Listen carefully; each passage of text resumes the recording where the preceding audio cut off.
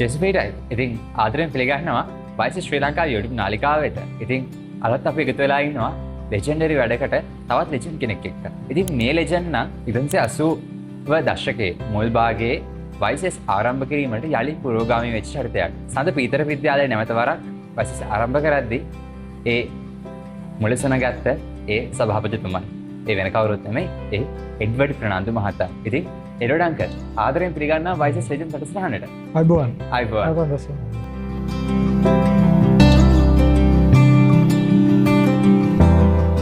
ඉතින් කටියත් බලනවා ඇති කවුද මේ කියලා. ඉතින් මේ හැම දෙයක්ම දැනගන්න කලින් කොහොමද එඩ්වඩ් අංකල් මේ දවස්වල වැඩ කටයුතු කොහොමද ජීවිතය ගත?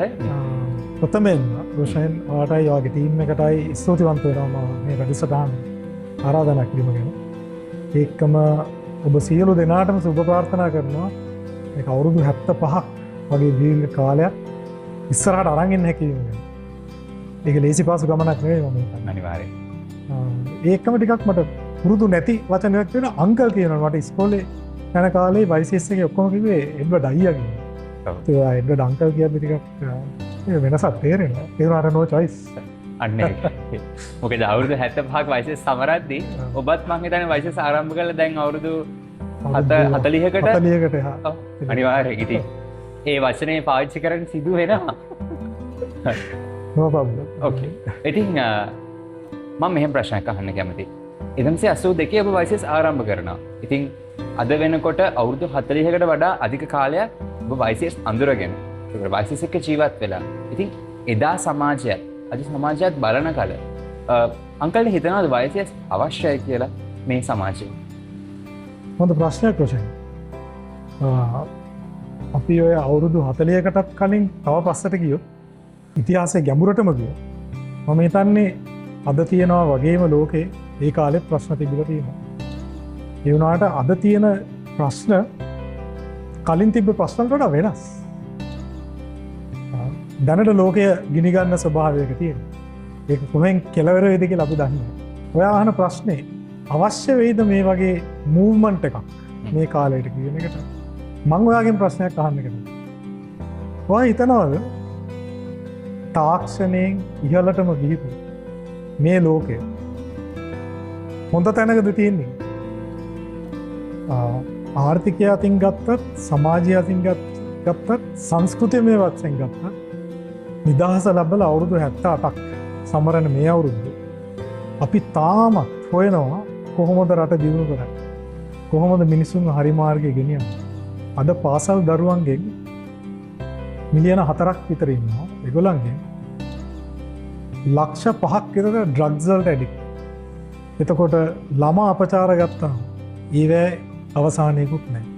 අවුරුද්දකට ළමා අපචාර 15000ක් සහ 20000ක් අතර රෙකෝඩ්. ඒකට මේ හැම පැත්තෙම මිරිකිලා ඉන්නකොට ඔයා මගෙන් අහනවා අද වගේ සමාජයකට වයිසස් ව්‍යාපාරය වයිසස් මූව්මන්ට් එකක් අවශ්‍ය වෙයිද?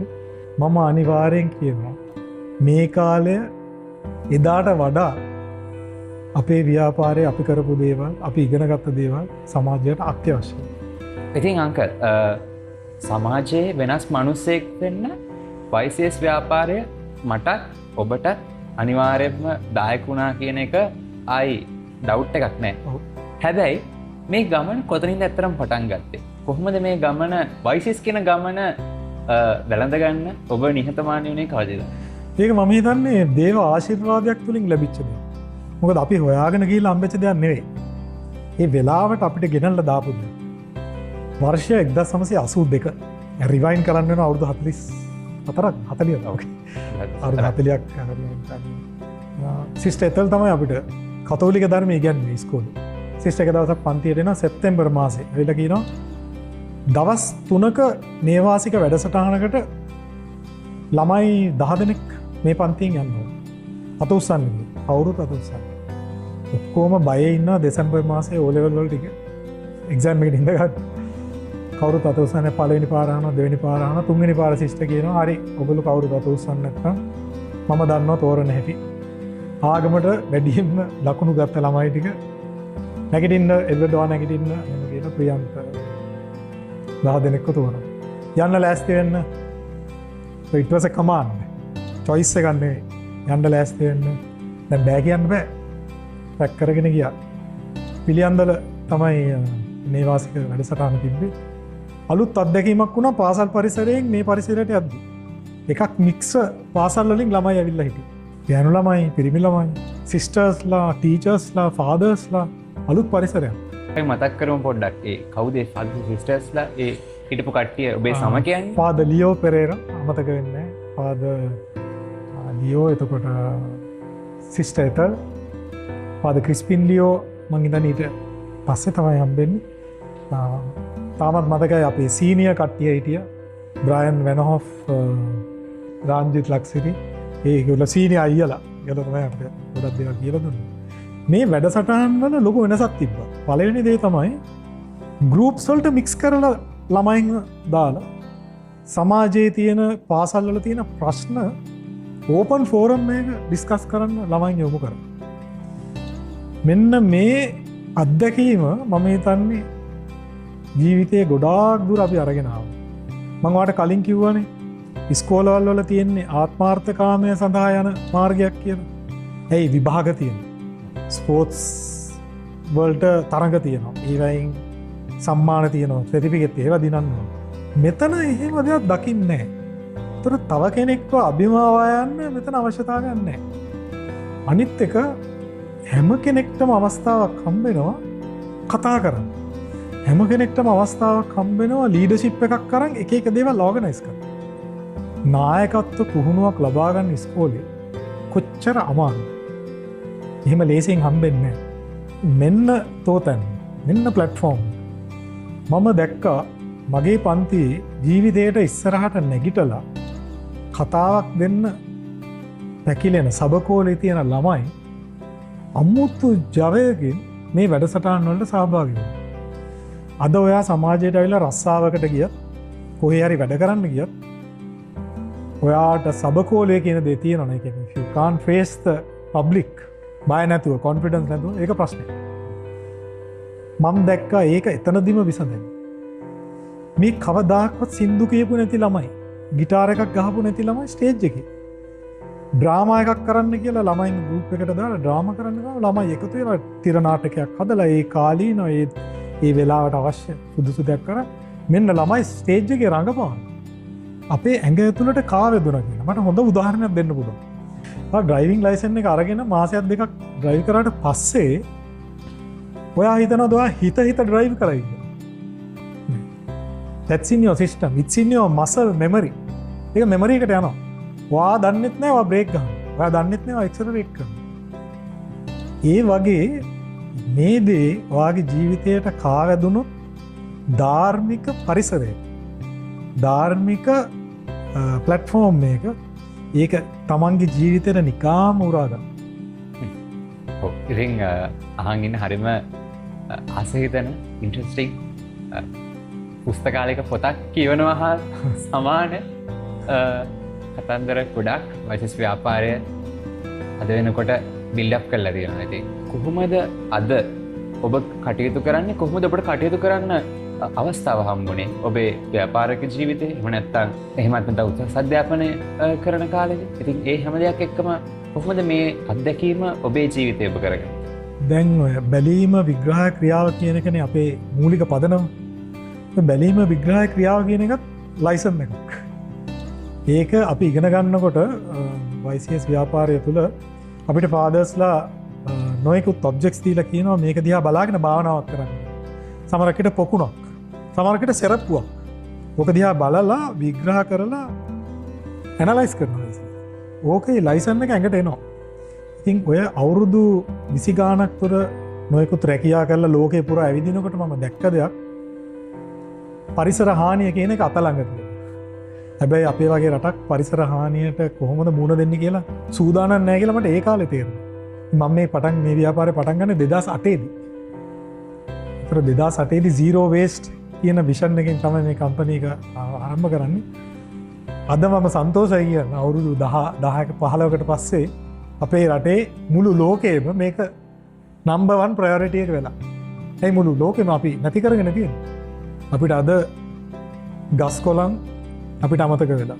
අපිට බොන වතුර ටික අපි අමතක වෙලා. අපි මේ හුස්ම ගන්න ඔක්සිජන් අමතක වෙලා. අපි මේ හැම දෙයක්ම විනාශ කරගන්නවා.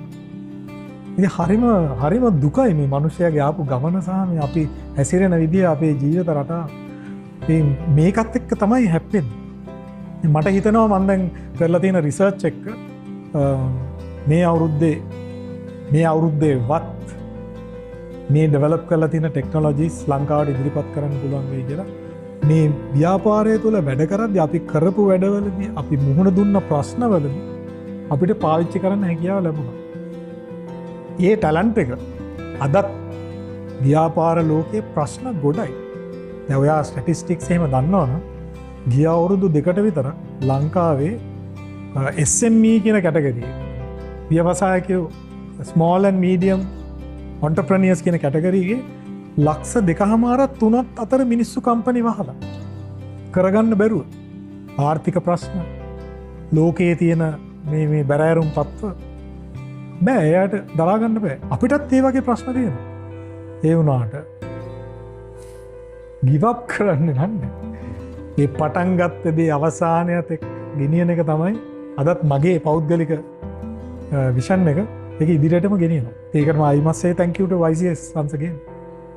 අනිවාර්යයෙන්ම. ඉතින් එදා ඒ පළමු සම්මන්ත්‍රණයෙන් ඔබ ගත්තේ පන්නරය ඔබේ ජීවිත කාලයටම ඔබ පාවිච්චි කරලා තියෙනවා. ඔබ යොදවලා තියෙනවා. ඉතින් මේ වෙනස අනිවාර්යයෙන්ම දකින්න ඇති පවුලේ කට්ටිය.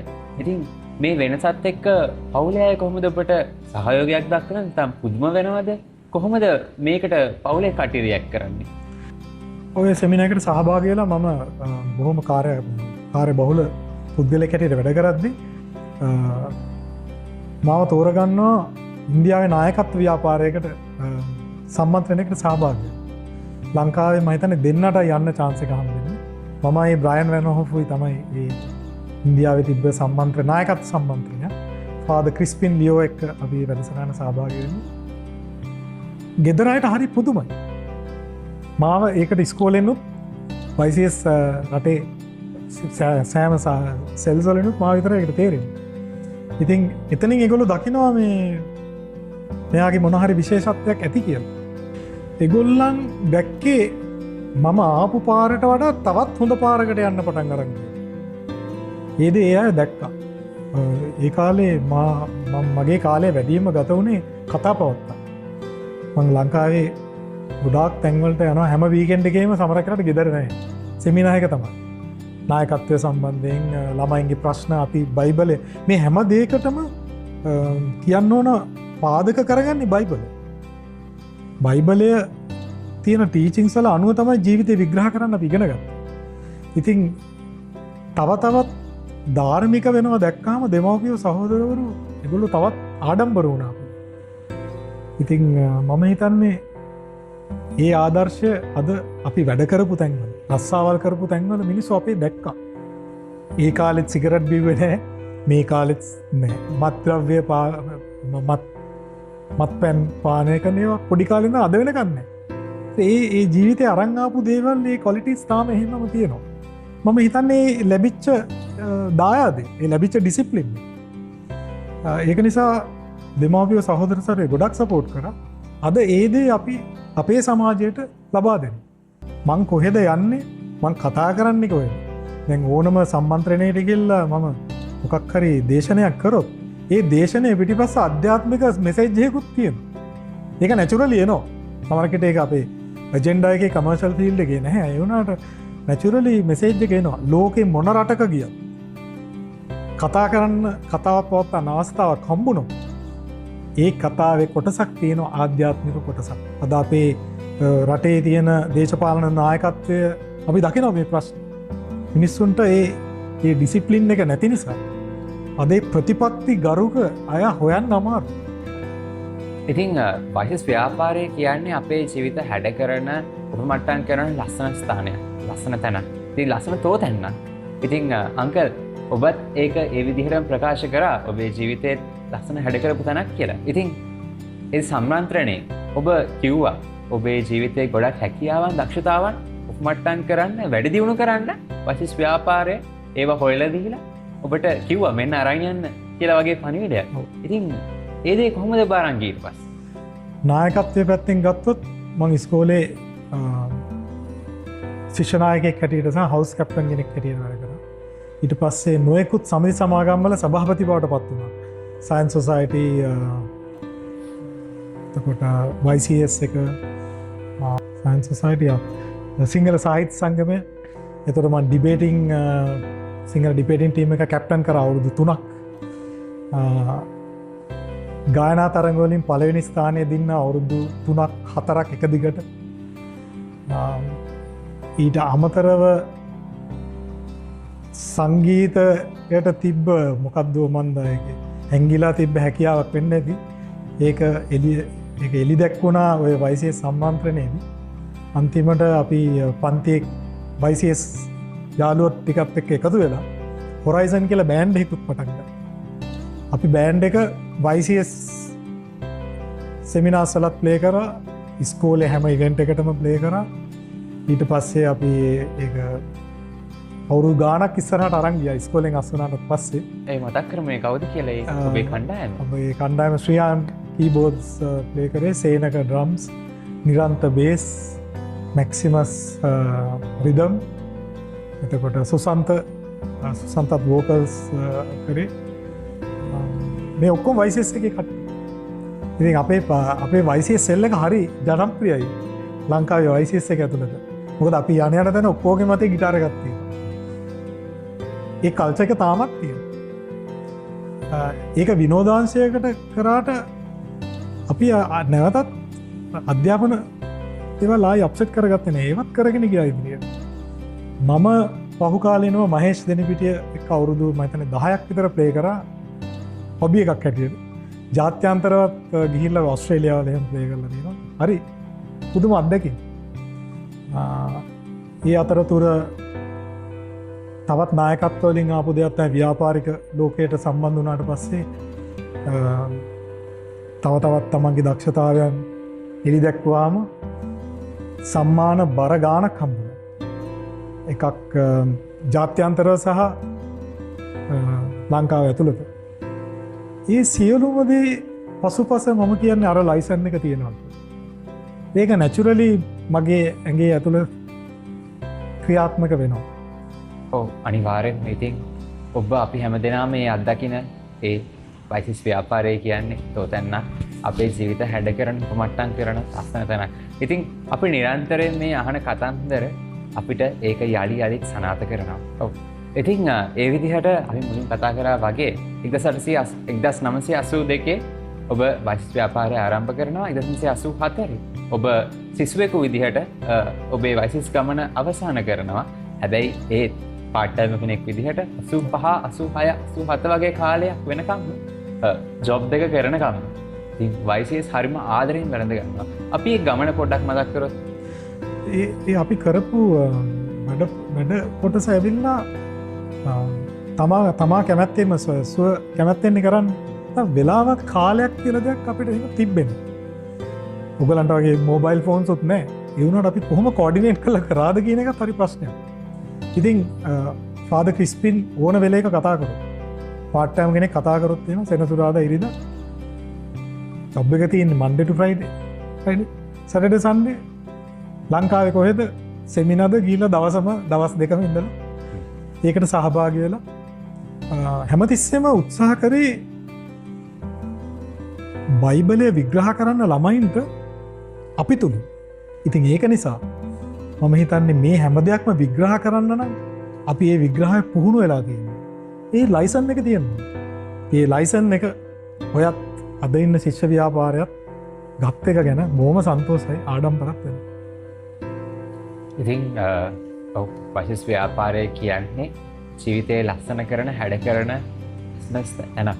ඉතින් අවුරුදු ගණනාවක් අවුරුදු 75ක් මුළුල්ලේ මේ වෙනස් කරපු පරිවර්තනය කරපු ජීවිත හරිම ලස්සනයි. ඉතින් එන්න ඇවිල්ලා බලන්න YCS ව්‍යාපාරයේ ජීවිත වෙනස් කරන ආකාරය. ඉතින් මේ ඒ ජීවිත සාක්ෂියක්. ඉතින් YCS Legends වැඩසටහනත් සමග අපේ අදහස් බෙදාගෙන ඉතින් හරිම ලස්සන කතන්දරයක් එක්ක අපි මේ වැඩසටහනේදී අරගෙන ගිය ඔබතුමාන්ට අපි ස්තුතිවන්ත වෙනවා. ඉතින් thank you uncle. most welcome. ඔව්. මම ආරාධනා කරන ඔබ සියලුම දෙනාට ජූලි 4 වෙනිදා වෙන් කළා තියාගන්න නවහසක නව පොළවක නවෝදයක් කරා කියන තේමාව ඔස්සේ ඔබ හා එක්වන්න අපි බලාපොරොත්තු වෙනවා 75 වෙනි සංවත්සරයේ හමුවේ. ඉතින් තවත් දවසක තවත් ලෙජන්ඩ් කෙනෙක් එක්ක මේ ලෙජෙන්ඩරි ගමන ගැන කතා කරන්න අපි ලැස්සලා ඉන්නවා.